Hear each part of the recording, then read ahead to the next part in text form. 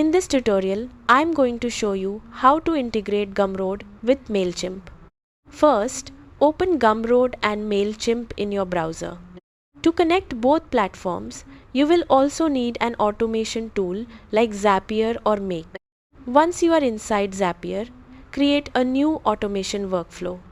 Now choose Gumroad as the trigger app. For the trigger event, select New Sale so the automation runs every time someone purchases one of your products. Next, connect your Gumroad account using your API key. To find the API key, go to your Gumroad dashboard, open Settings, then go to the Advanced or Developer section and copy the API key. Paste the API key into Zapier and complete the connection. After that, choose Mailchimp as the action app. For the action event, select Add or Update Subscriber. Now, connect your Mailchimp account and choose the audience or email list where you want your Gumroad buyers to be added automatically.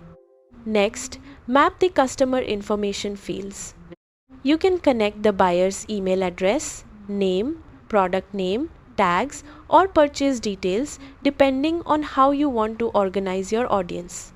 You can also automatically apply tags based on the products customers purchase to make email marketing and segmentation easier later.